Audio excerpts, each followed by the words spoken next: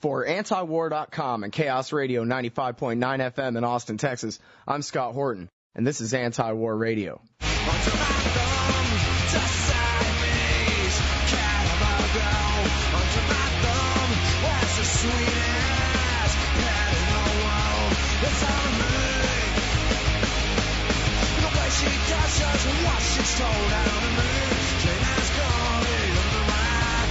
I'm joined on the phone by the great James Bovard. He's the author of a whole armful of books: The Farm Fiasco, The Fair Trade Fraud, Feeling Your Pain, Freedom in Chains, Terrorism and Tyranny, The Bush Betrayal, Attention Deficit Democracy, and I'm sure I left off 8 or 10. Welcome to the show, Jim. Hey, Scott. Thanks for having me back on. It's great to talk to you again. And everybody, run out and get Attention Deficit Democracy. It's a great book. So, Jim, I know you've been paying close attention to the so-called Attorney General of the United States, Alberto Gonzales, and the recent scandals surrounding him. And so I thought maybe we could just start off with something that's gotten basically no attention on this show, and that is the firing of the U.S. attorneys. Why did they get fired, and why should I care? In general, the firing of a U.S. attorney is not something that you should lose any sleep over. I mean, some of them are good, many of them are rascals. But in this case, it looks like it's some clear obstruction of justice, especially with Carol Lam out there in Southern California. It looked like she was hot on the trail of another Republican congressman that she might have been able to send to prison, as she sent Duke Cunningham to prison. But the folks in the Justice Department were unhappy about that, and that was apparently a major reason why she got axed. We don't know all the reasons. The Bush team has, changed their story quite a few times already. It's almost like you need a hourly update as far as what the latest alibi is. Gonzales has made some false statements and testimony on this. He's changed his comments in public on it a number of times. It's the usual thing where he's practically trying to portray himself as a victim now. But the thing that's really important here, my impression is that Gonzales is soon going to be out of there. But Gonzales, nobody ever thought he was the mastermind of the Bush administration. But he's important because once you lose the president's guy at the Justice Department, there are all these other scandals, all these other violations of law that I think have occurred over the last 5 or 6 years. And the Bush team has done a pretty good job of keeping the lid on most of those scandals.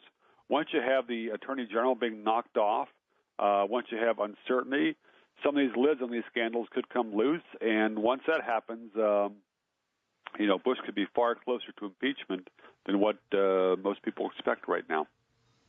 Okay, now this lady, Carol Lam, you said she's the prosecutor who put Duke Cunningham in prison, right? Right, yeah. She was U.S. Attorney, Southern California. So everybody else was just fired to cover for her? No. There were dubious charges on a number of the other ones that were fired, and my impression is that most of the ones that were fired were simply not docile or pliant enough for the White House or for Karl Rove.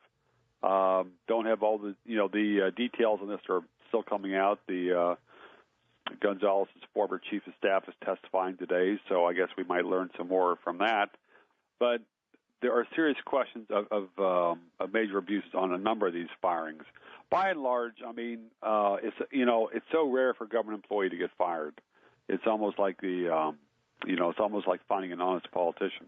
Right. So by itself, that's not the story, and the point is not to have sympathy for the folks who lost their jobs, because this is a presidential appointment, and these things presidents change their mind. But the process here looks very suspicious, and I think that there's going to be other things coming out as far as some of the motivations for these firings that will look a whole lot worse than the firings themselves. Yeah, I mean, they should know by now that government can get away with mistreating American citizens just fine, but you can't mess with government employees like that without it blowing up in your face. Well, it's interesting how you get more of the it's interesting how some of the Washington media has a lot more sympathy for the U.S. attorneys or for Kyle Sampson, the former chief of staff, than they do for average citizens who've been bore-hogged by the Justice Department. The Bush White House has pushed a number of hot buttons on their prosecutions. They've had a lot of obscenity cases. That's been an obsession with some people in the White House. I guess, pandering to some of their political base on that. And there have been a number of obscenity prosecutions which were just completely, shameless, and did nothing to achieve to make Americans any safer, but just, gave some folks the chance to grandstand. And, of course, there was one of the most abusive cases was the Tommy Chong case, who was, a massive federal investigation, indicted by he was selling bongs out of Southern California, so he was indicted in western Pennsylvania. They had some Bush U.S. attorney there who was grandstanding, trying to ruin his life. So many of these U.S. attorneys are very pliant and are, people that are planning to run for Congress or for governor or something like that. And, it's absurd to think that there's a purity of justice here that's somehow been tainted by the Bush administration's actions. But I think there's a lot more to what has happened that we'll find out. That we'll find out more than we found out in most scandals the last 5 years.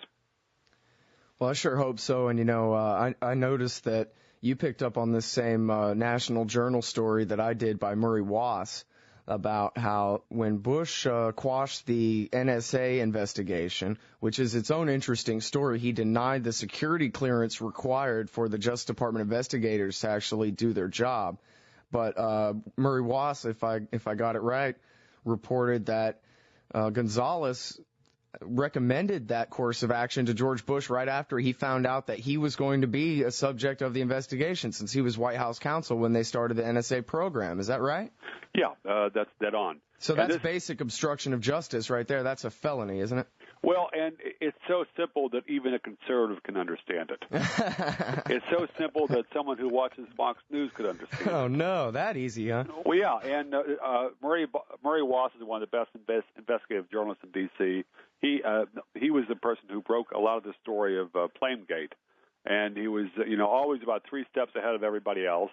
And it was his story, National Journal, I guess, a week or so ago, that talked about how this issue of Gonzales basically getting Bush to deep six the investigation that pointed at Gonzales.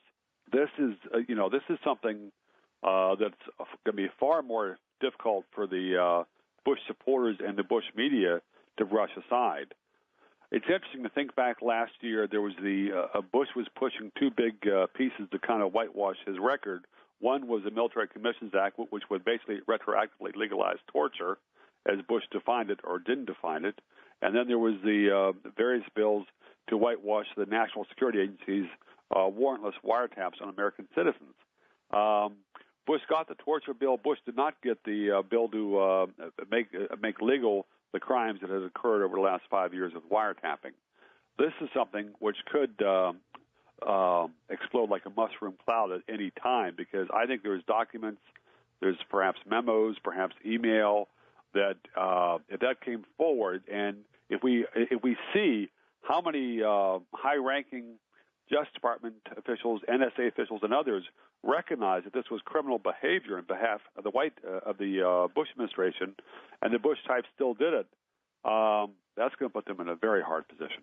Absolutely, and even just on the obstruction, if I remember correctly, one of the counts against Bill Clinton in his articles of impeachment was obstruction of justice for trying to get Monica Lewinsky a job. So if George Bush is denying security clearance to Justice Department investigators, he's just as guilty of obstruction there as Gonzales, right? Well, and, it's a little bit more potent because one other danger that the administration is facing here is, as there are a lot of different investigations going on right now, including some internal ones by some of the inspector generals who are credible. As time goes on, Americans are probably going to learn how a lot more Americans have been targeted by this warrantless spying, by other federal violations of law, and at some point the folks have been apathetic on that so far, but if that apathy ends, there could be a heck of a backlash. Yeah. But I've been saying that for a few years, and it ain't happened yet, by and large. Well, and you've been specific lately, too. You've talked about this. Yes. Well, I haven't given up hope. Well, this FBI agent at Guantanamo Bay, right, was told that there was a secret executive order that legalized the torture. And yes, I think you're right on that. There was also the FBI on-scene commander in Baghdad who sent an email in May of 2004 that he was told there was a secret presidential executive order which permitted extreme interrogation techniques that the FBI considered illegal. That may be what I'm thinking of from Iraq. Yeah, but I think that there may have been some stuff from that from Guantanamo as well, because some of the FBI agents there were horrified to see what they considered to be torture. Well, now, but this has all been retroactively legalized, right? You know, the law last year, the Military Commissions Act, which was a one more hallmark in the American struggle to bring freedom to the world, that would cover some of that, or would try to cover some of that, but it's also retroactive decriminalization of torture.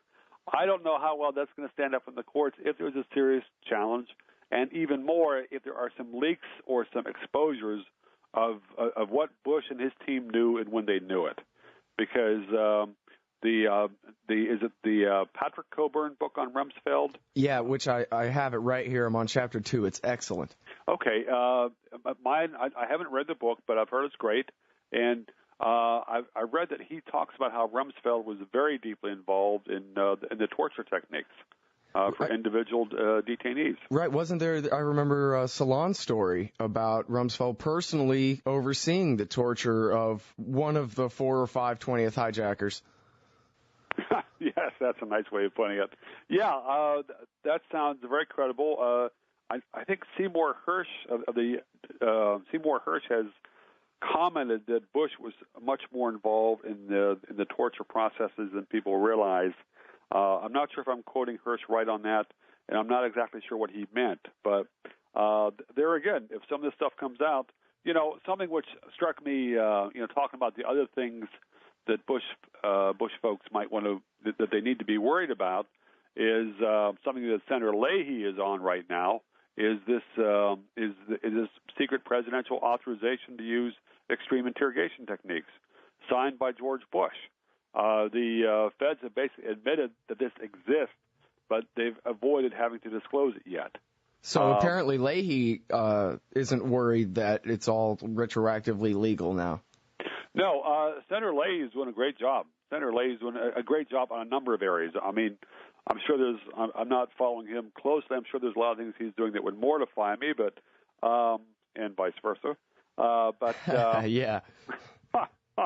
He is digging on a number of things, and he is one of the intelligent, focused people on the Hill who can actually do a good investigation. Yeah. All right. Now, well, by the way, this is Anti-War Radio. I'm Scott Horton, and I'm speaking with James Bovard. I appreciate you not getting drunk until later in the day, Jim. Well, I'm sitting here chewing on a cigar and puffing away. All right, well, here's some more crimes that were committed and never really investigated. In fact, there are stories in UPI about how the FBI started to investigate some of this stuff, but apparently never did finish up, and that would be the Niger uranium forgeries.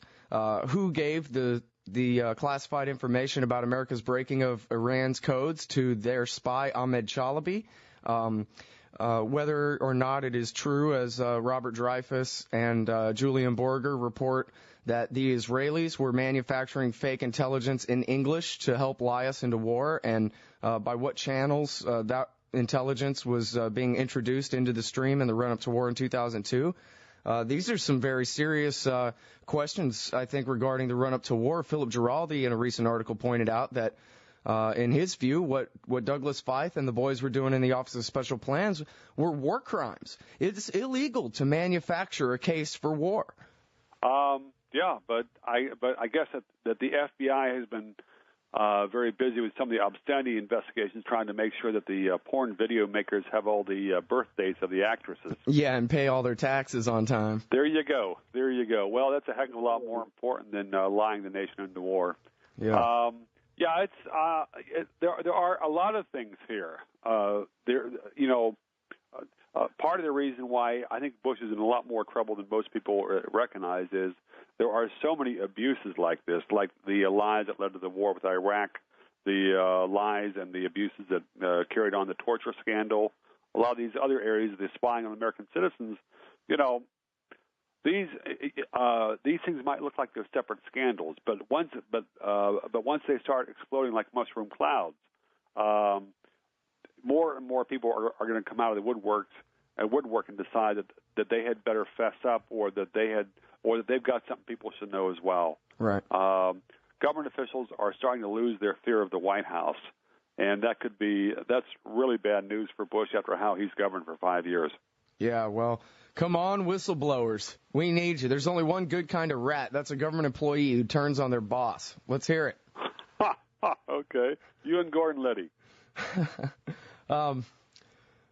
No, yeah, well, Gordon Liddy is, I guess, famous for keeping his mouth shut, right? Yeah, he's a fascinating study. Yeah, it's funny. I wonder if we took a tape recorder back to the 1990s and got some good clips of his radio show and play them back now, in different context. I wonder whether he would condemn 1990s G. Gordon Liddy for being so anti-government. Well, yeah, it's funny. He was a big fan of lost rights. He was a radio host who did the most to push it early on. He was doing a lot more. Lost Rights, the wonderful book by James Bovard. Yeah, thanks. Came out in 1994. Gordon Liddy was gung-ho, and he's always been a fanatical supporter of the Second Amendment, and that's all to his credit. I mean, I don't know what's happened in the last 5 or 6 years, but he was stalwart, and he was also had a different tone than Rush Limbaugh had back in the mid-'90s. I mean, he was didn't have the kind of swarmy beltway insider or the friends of the ruling elite. Yeah, he was more of a McCainiac than a Bush guy, I guess. I don't know that he was a McCain supporter, was he? Yeah, well, if I remember, during the primaries. I didn't know that. Okay. Yeah, I think it's just a war veteran thing rather than anything really personal, but. Okay. Anyway, enough of Liddy. What a waste of a radio show. Let's talk about sovereign immunity. There was a case last week where these people tried to sue Donald Rumsfeld for being a torturer, and the judge apparently was quite broken up about it and quite conflicted about it and said, I'd really like this case to continue, but if I let you sue Donald Rumsfeld personally for torture, then, wow, that would just completely open up the floodgates. So even though it seems like that's consistent with the law, I can't imagine what a giant policy change that would be, and I'm just a judge and not fit to make it. So I'm going to rule that Donald Rumsfeld has sovereign immunity and that you can sue the Secretary of Defense, but you can't sue Donald Rumsfeld. Well, it's curious that Rumsfeld would have sovereign immunity after he's left office. I mean, that's the same thing that Pinochet thought he had. It's interesting to hear Bush and a lot of other D.C. bigwigs. They love to invoke the rule of law, but what Americans don't realize is that there is an asterisk, that the government is largely exempt from the law. And we have seen that with so many of the scandals of the last 5 years. We've seen it with the FBI. I mean, it's fascinating to me. The last month, there have been a lot of exposés on how the FBI has made so many false statements in using these national security letters and threatening businesses to force them to turn over data and claiming to have links to investigations that didn't exist. And everybody in D.C., almost everybody in Congress, talks about these as if they were harmless errors, innocent mistakes, so on and so forth. If an average citizen made those kind of false statements to a federal official, he'd be looking in prison. But you have this systemic lying by the FBI, and it's a non-issue. Maybe if some of those national security letters had been used against U.S. attorneys, then it would be a big deal, right? If the national security letters have been used against the Democratic National Committee, people in D.C. might pay attention to it. Seriously. Yeah. But if it's only being used against folks like you or I or some of the folks that in small towns who have run a library, I mean, it's kind of like, well, that's interesting, but let's keep an eye on the big picture, and that is the FBI is a savior of our liberty. And J. Edgar Hoover said so, and nothing's changed since then or else. Yeah, exactly. Something. Well, wait, hang on one sec, Jim. What exactly is a national security letter for those in the audience who are not familiar with this jargon? Okay, a national security letter is a subpoena, which the FBI can issue on its own authority. My understanding is that it's not even being run from headquarters, but it's being issued by the district offices. And what happens is that a person who receives that letter is automatically muzzled.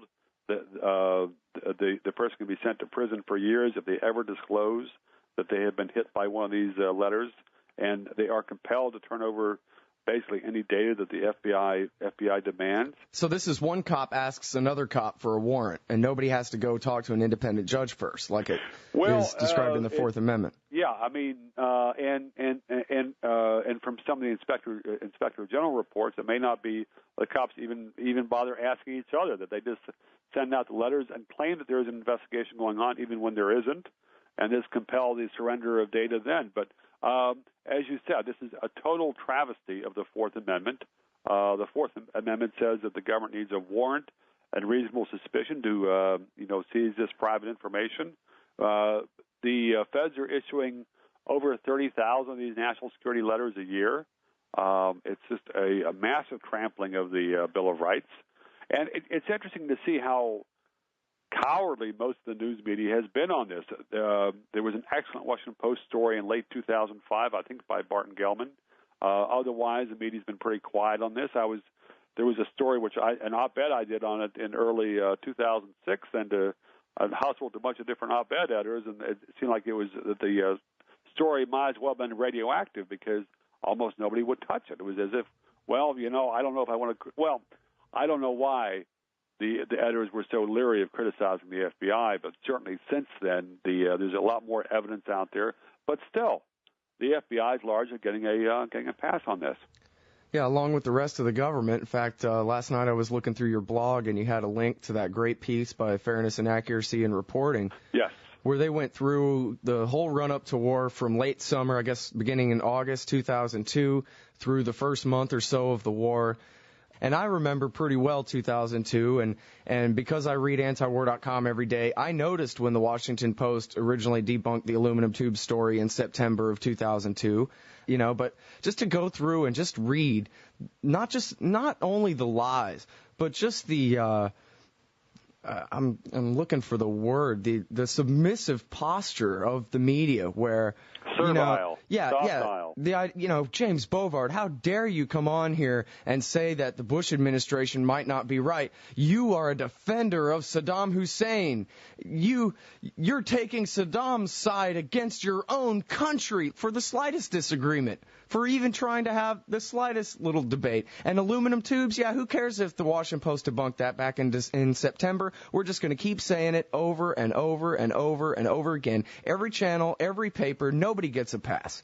And these people are all still our media gods. These are the same people on TV, the same people in the paper. None of these writers have hung themselves. None of them have, come out and written, massive mea culpas, begging forgiveness for getting, nearly 700,000 people killed over nothing. None of it. I mean, and we just go on as though, oh, good, Katie Couric's on. What's she going to tell us about what happened in the world today? Well, Scott, I'm just glad this hasn't made you cynical. Bah! You should. I was like this, in the 1990s, man. The level I'm on now, I don't know if I'll ever be able to come back down from here.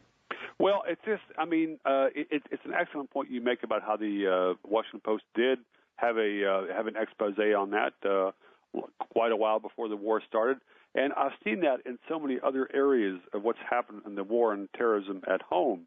There are individual articles, or sometimes only on the web, which exposed how the government has lied or how some program is abusing Americans' rights and liberties.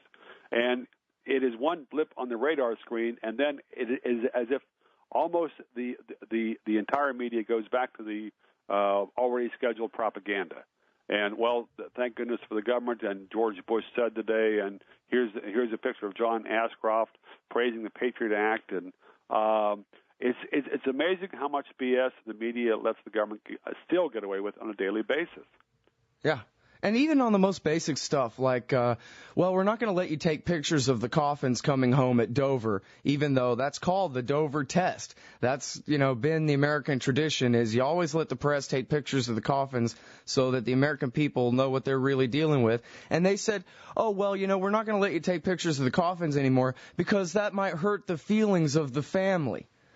When, how's that for an outright lie? We know good and well why they don't want pictures of the coffins taken. Well, it's a fascinating thing about the national psychology and the political psychology of the last 5 years. It was interesting to see how many lies Bill Clinton got away with and how brazen some of those lies were. I mean, a single example was the final FBI assault at Waco when the FBI was broadcasting as the tanks went crashing in, this is not an assault. And yet it's as if that same mentality, that same level of extreme mendacity has been used for 5 years, and it's largely worked until recently. And it's interesting to think if things were not going to hell in a handbasket in Iraq, Bush would probably still be on a pedestal, a lot more of a pedestal for more Americans, and far fewer people would be recognizing that the government is lying on a lot of different issues. Right, and it's funny, too, especially from the conservatives who in the 1990s, many of them would say, look, I don't really care if the guy's cheating on his wife, but the thing is, he lied in this civil lawsuit, and that's a crime. And then he went before this grand jury and told lies to them, too, and that's an even bigger crime. And he obstructed justice, and these are crimes, and it doesn't matter what the underlying issue is. It's important whether the president's telling the truth or not, particularly in regards to, his dealings with the judicial branch. And we just can't have this. They didn't really mind so much when they burned Waco. But the lies about Monica Lewinsky, that was enough to impeach the President of the United States. And yet, as you say, right now, the only reason anybody's against the war really is because we lost it. And well, no, I mean, I wouldn't say anybody on that. But, I mean, it's, because there have been a lot of people that have been principled opponents, since Bush started being the war drums in 2002. I mean, the folks at antiwar.com, the folks that follow Future Freedom Foundation, Nation Magazine, pretty much. Counterpunch. Counterpunch has done wonderful work. But, going back to the thing about Clinton lying in the grand jury, a single example of a Bush lie was his statement to Congress, I believe March 18th or 19th, 2003, in which he justified the invading Iraq by the authorization to use military force that Congress passed around September 18, 2001, and Bush basically explicitly linked the invasion of Iraq to 9/11. And at that point, Bush knew there was not evidence to make that link. And so that was open fraud and for an act of war. If that is not culpable, if Bush is legally immune for that, then, at least stop telling us this BS about rule of law. Right. Yeah, let's go ahead and just be honest about it if that's going to be the way it is. Yeah, I agree. I mean, it would be painful to hear, but at least people would not have to feel like fools when they hear the U.S. president talking about how much he cares about liberty and freedom, because that's something, there again, I mean, this is a measure of how far that Bush, Rove, and others think Americans are gullible. I went back and reread Bush's second inaugural speech from January 2005 recently, and it's nothing but gushing about freedom and freedom and liberty and spreading democracy around the world, and it was utter crap at that point. And yet almost all the Western media just kind of, jumped up and was howling and praising him, and he's such an idealist. Yeah. I mean, it was crap. It was crap then, it's crap now. Yeah, well, and, I mean, it's the most obvious crap, too. I think you'd have to have been a little kid at the time or just, out of the country or not paying attention at all to not remember that it was kind of a shock and a surprise that as soon as the war started, they dropped the weapons of mass destruction as best they could, anyway, the White House did, and went straight for the purpose of this mission is to liberate the people of Iraq, which they had basically made clear throughout the second half of 2002 and the beginning of 2003 that well, look, we're doing this regime change to protect America, and, the Iraqi people will be better off in the long run or whatever. But this isn't about them. This is about protecting America from these terrible weapons. And, the Iraqi people, let's just hope that they don't resist too much when we come in to do our regime change. And then all of a sudden it's about creating modernity and democracy in the Middle East and the new domino theory with us as the Reds and all that. It was tripe from the very get-go. I mean, who could not remember that? Most Americans. I mean, yeah. but the Washington Press Corps, anyway. Yeah, but part of the reason that most Americans don't recall it is because it's something that the vast majority of the Washington Press Corps was, marching lockstep behind Bush, praising his every announcement. Thomas Ricks of the Washington Post, who's done some excellent work on the war in Iraq and did a fine book on it, said about a year later that he would try to that editors at the Washington Post simply did not want to run articles that were critical of the move to war because they figured it was a done deal. So why bother criticizing? And this is the same mentality that still permeates Washington. Sure. And you know what? This is one that I like to bring up because it's usually kind of off to the side, and that is the North Korea issue. George Bush and his State Department lackeys took office accusing North Korea of having a secret uranium enrichment program, that they were violating the agreed framework deal that had been made with the Clinton team. And so Bush then unilaterally abrogated the so-called agreed framework deal with North Korea. And in response, they left the IAEA, or they left the NPT. They kicked out all the IAEA inspectors, and they started harvesting plutonium, not enriching uranium, harvesting plutonium, and actually succeeded in making half a dozen or so nuclear bombs. And now finally Bush has capitulated and given them even more welfare than Clinton was giving them in order to get the deal back. But that was the kind of thing where there was, provoking, at least raising the risk of war on the Korean Peninsula quite a bit over the last few years, all over pure lies, Jim, based on no facts whatsoever. Well, yeah, but it made some very good applause lines in George Bush's speeches. Yeah, exactly. It's fascinating how there is this how there's this macho mindset by so many people in the Bush administration and so many of these beltway commentators, folks who never fired a gun in anger, folks who are probably frightened of guns, many of them, and yet they're just out there gung-ho for, sending in the U.S. military and teaching foreigners a lesson. It's ugly. It's ugly. Well, if I can get you to stay on the line for just a few more minutes, Jim, I was thinking maybe we could just try to go off the top of our heads here, and I admit I have a little cheat sheet. But and maybe we could just go through some of the lies of the Bush administration. We covered all their criminal activity pretty well, I think. But there's some of the lies that go along with that probably most people have forgotten, and I'd like to take the time to remind them, if it's okay with you. Fire away. Well, I went through Colin Powell's speech and saw where he was threatening us with camel pox. And I thought, camel pox? What's that? It sounds like chicken pox, only Arab and scary. And yeah, plague. Oh, Saddam Hussein, he's got the plague. He's going to use that on us. Typhus, tetanus, cholera, hemorrhagic fever. He's got 2 different kinds of sarin. He's got VX, mustard gas, anthrax. Storehouses full of it. George Bush promised in his Cincinnati speech. Mobile biological weapons laboratories that can drive around and make germ weapons on the fly. And then, of course, the remote control planes that can fly from, I guess, Baghdad across the western desert, across Jordan, Israel, the Mediterranean Sea, and the Atlantic Ocean to spray the eastern seaboard with those germ weapons. Those are some really, really powerful remote control planes Saddam Hussein's got there. And one of the biggest ones was Cheney invoking Hussein Kamel, Saddam Hussein's son-in-law, who had defected in 1995, who was in charge of the weapons of mass destruction programs, and explained quite clearly that he had destroyed every last bit of it in 1991, although admittedly toward the end of 91 they had tried to hide some weapons for a short time. Well, Cheney went in front of the Veterans of Foreign Wars. He went in front of the VFW and said, hey, listen, Saddam Hussein's son-in-law admitted that they kept weapons of mass destruction after the Gulf War. and left out the part about, but had destroyed every last drop by December.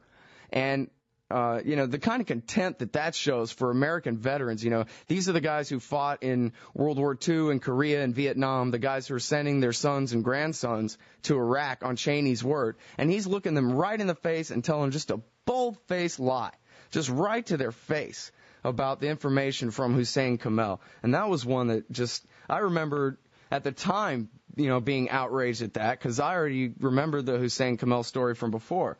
But then you have the aluminum tubes and the Niger uranium, which ought to count as, 5 dozen lies, because they just told them over and over and over again to make us believe that they had a nuclear weapons program there in Iraq. You had they lied about the Medicare, the cost of the prescription pills. Learned all about that in the Bush Betrayal, your book. Also, the No Child Left Behind stuff is just, you want frustration, just read the No Child Left Behind section of the Bush Betrayal, people. Jose Padilla, they said, was going to set off a dirty bomb, even though now they admit that was, made up. Well, there's a simple rule of thumb to keep in mind. And shortly after his first inauguration, George Bush joked to a crowd of Washington insiders. He said, "You can fool some of the people all the time, and those are the ones you need to concentrate on." Yep. And this is what they have done. Somewhat to their credit, these folks have been honest about their lying every now and then. The Downing Street memo. That was they were obviously going to say and do whatever necessary to gin up a case for war. Yeah, including deliberately getting one of their own planes shot down. Yeah, and the thing that's interesting is that Bush's lies about Rumsfeld job security just before the 2006 congressional elections, and then the day afterwards he's fired. And Bush explains it. Well, I had to say that, or else people would think that I forgot his exact word, but in his press conference after the GOP lost Congress, he was blunt about it. And he felt like, well, of course I lied. Right. But the thing that perplexes me here is that, okay, Bush has admitted that he's lied a number of times. And yet George Bush gives his surge speech in early January this year, and he's portrayed by the media as if he's an honest man making an honest case for a build-up in Iraq. Yeah, every day is a new day. It's sort of like a salamander that keeps growing a new tail. Yeah. That's how the media treats lying politicians. That's a good analogy. That's really what it is. I left off when I was ranting down my list there. Really? Zarqawi. That Zarqawi was somehow the bridge between Saddam Hussein and Osama bin Laden, which was a pure lie. Well, Ed, something else which Bush did, throughout 2002, Bush talked about how the passengers on Flight 93 took control and crashed the plane in the ground in western Pennsylvania because they love freedom and democracy so much that they wanted to commit suicide to save Washington. And, there was never any evidence from that. And the tapes that the FBI has disclosed never supported that. And there are other questions about Flight 93, but we don't need to go into them here, I reckon. Well, for the most part, basically it was pretty clear that the hijackers themselves ditched the plane, right? Yeah, that was the government's latest story. The government, on so many things in 9/11, government has changed its story, and yet each time the government announces the new and final truth, everybody is obliged to accept it. So, well, that's definitely true. And it's the kind of thing, too, which, as long as you brought it up, I'd kind of like to complain because I want to see a real investigation as opposed to the 9/11 Blue Ribbon Commission whitewash. Yes. It was, and there were so many noises that those 9/11 commissioners made that it was obvious that they were basically started out with knee pads and did a lot of bootlicking. And I think back to the terms that the 9/11 commissioners had agreed to for interviewing Bush and Cheney in the White House. That was no transcript. It was not under oath. It was all like some big fest of politicians. Some of them said afterwards that it was a jovial atmosphere. Bush bears quite a bit of the responsibility for the failure to stop that attack. And yet you have these 9/11 commissioners who are, who are bowled over about like, well, I was in the Oval Office, I wonder if George Bush gave them a pin for their fancy shirts, I was in the Oval Office, Yeah, well, and the funny thing about that commission, too, was it was purely outcome-based from the beginning, and I have to give... Outcome-based. Boy, that's a euphemism. Well, I mean, they said, look, the purpose of this commission is to recommend to us new laws that we can pass and new powers that we can grant to ourselves, period. And they said that from the get-go, introducing Henry Kissinger to run the damn thing.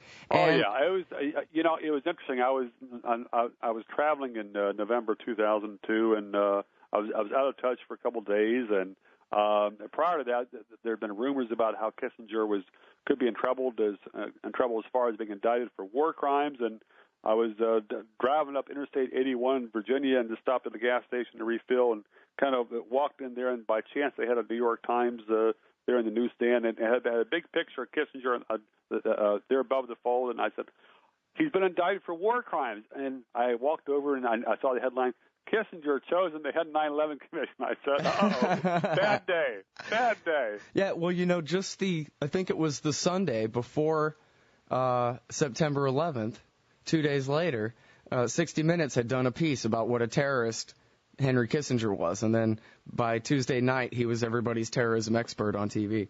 Well, and something which I find perplexing, part of the reason that Henry Kissinger resigned as the nominee for the chairmanship of the 9/11 Commission is that he would not reveal his list of foreign clients.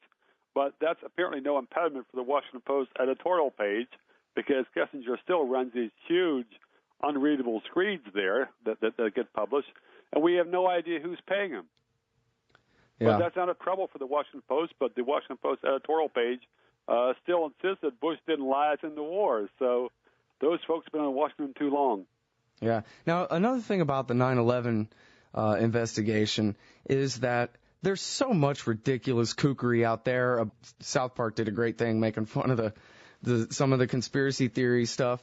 And the thing is, at the very least, we have some serious criminally negligent homicide here. There ought to be indictments. There ought to be people at the very least being fired en masse for their failures that day.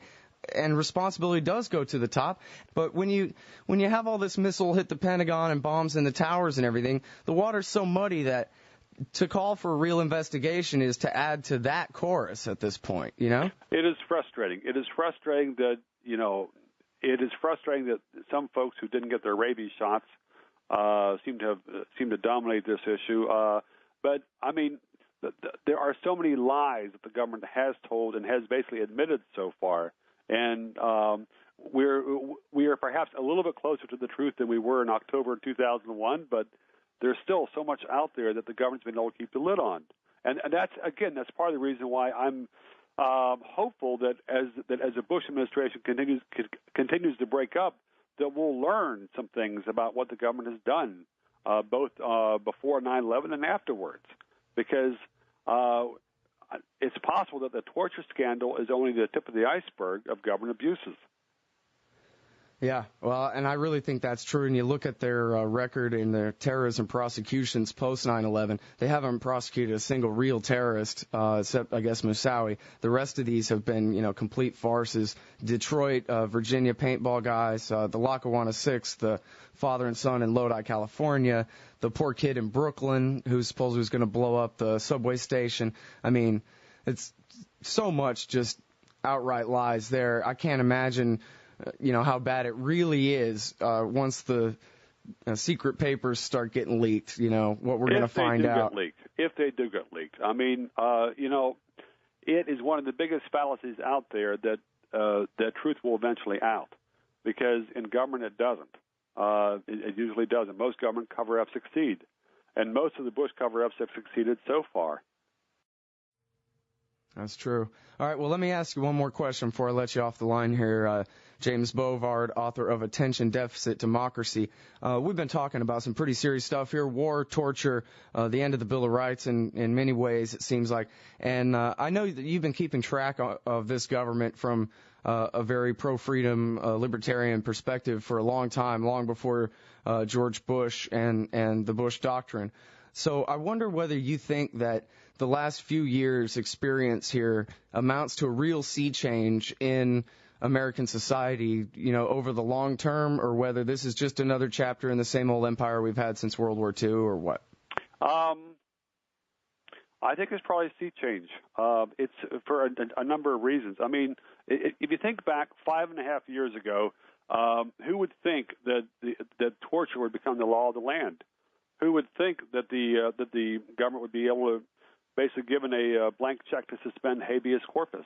Some of the other stuff that they've done that the people haven't really looked at that much so far, the provision in the Defense Authorization Act last year that makes it far easier for the president to declare martial law and send in U.S. troops or to send National Guard wherever he pleases to supposedly reimpose public order. But I started to think how Bush and Cheney would define that. There are other policies that the government has gotten away with.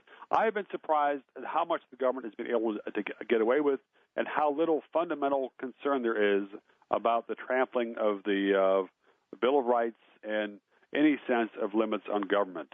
And I've been surprised at how enthusiastic conservatives have been for a president who acts like he's an absolute king. And I've been disappointed how many libertarians have just kind of shrugged their shoulders and kind of, I've been surprised at how many beltway libertarians have been more concerned about, what's the name of that act in 2002 which put the regulations on business? The Oxley something. Sarbanes-Oxley. Right. It seems that many of the beltway libertarians have been far more concerned about Sarbanes-Oxley and its impact on corporate profits than they have been about Military Commissions Act legalizing torture. Right, exactly. And, these are folks who I thought would have been far more outspoken and far more concerned about these power grabs. And by and large, it hasn't happened. Certainly, there are websites like Anti-War, Future Freedom Foundation, the Independent Institute have done some fine work on this. Rockwell has, but by and large, it's been the left wing that has done a far more effective job of rallying people and protesting against these profound abuses of power.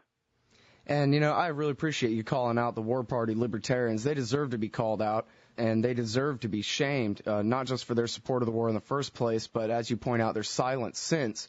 If the libertarian movement is not the forefront of opposing American empire and Leviathan, and we have to leave it to the radical left, well, guess what? We're not going to have freedom.